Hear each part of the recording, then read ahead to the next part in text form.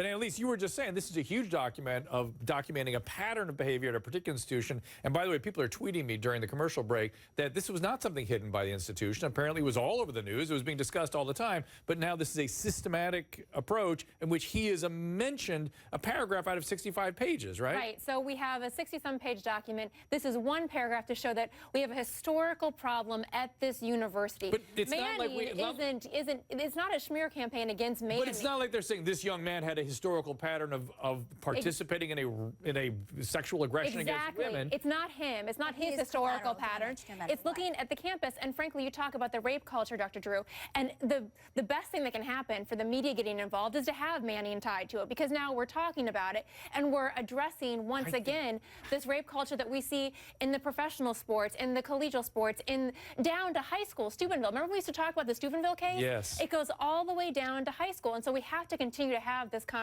All right. But Tama, you say there is actually more to this. Yes, I said that in my reading of it, immediately afterwards, she went to a rape crisis center. After she had whatever happened. After whatever happened, she went to a crisis center. And what's interesting to me is at what point how would a woman have to present that she would get rallied around? This is a professional woman. This is someone who had worked for the university for years. So what would you have to do to be credible in the institution where people would rally around and support you? She ended up having to step away from her job. And she was asked by the report that I read, that she was asked by staff people to say that it was someone else involved, that it was not him. But what I want to say is larger than that, is something stinks in our university campuses where there is pervasive sexual harassment and it gets silenced. So he's one piece, but as you're describing, it's a much larger issue, and we have to pay attention to the larger issue. He's their cash cow. They're going to rally behind him no matter what. And the issue is, yes, it was widely publicized. However, the actions the university took to hide it and to intimidate these victims,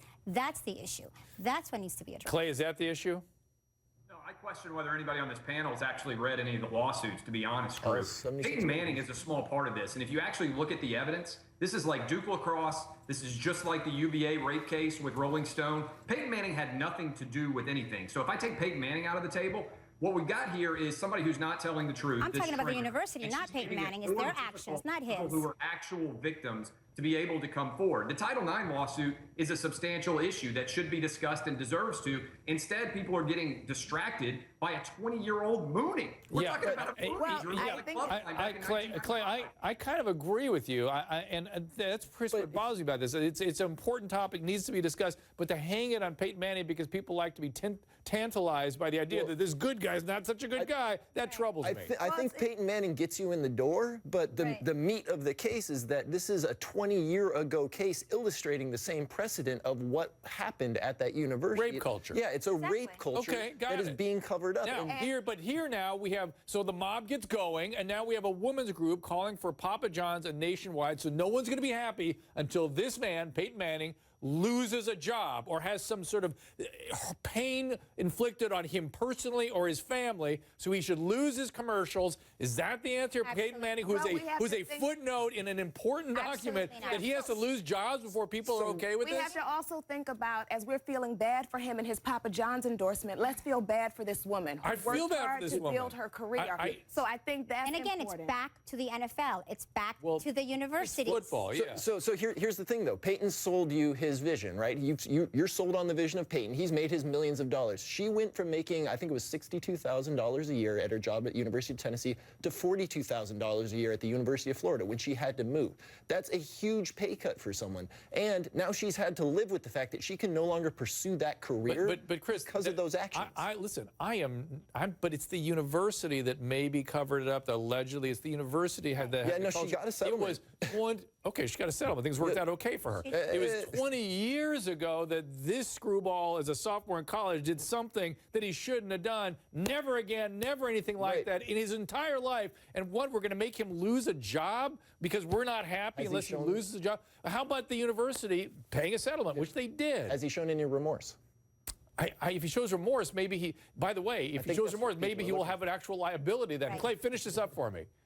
If he shows remorse, she'd sue him again for non-disclosure, violating that agreement. Chris just said she lost $20,000. She got $300 grand. That's 15 years of salary that she made up just like Which is that, good, that- which we're not saying is And bad. money does not heal the pain. that doesn't Money does deserve the not attention take that's back the given, respect. And Peyton Manning is being railroaded here, Drew. I'm on your team. He All right. broke the NDA twice after that. Peyton, did? Yes. She sued him again because he broke the NDA.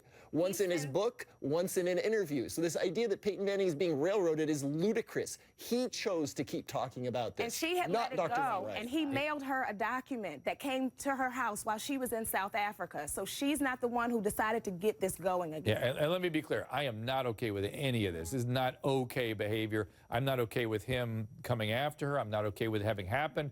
But look, people that are a problem that we should be attacking as a mob have a pattern of behavior their whole life. They're not somebody that did something when they were 19 and never again. Now, this back and forth between the two of them, I don't know the details to know what's okay, who's right, who's wrong, and how this battle between the two of them is being played out. There's a lot more complex issues there than just what happened on that particular day. It's not okay. Nothing okay about any of this.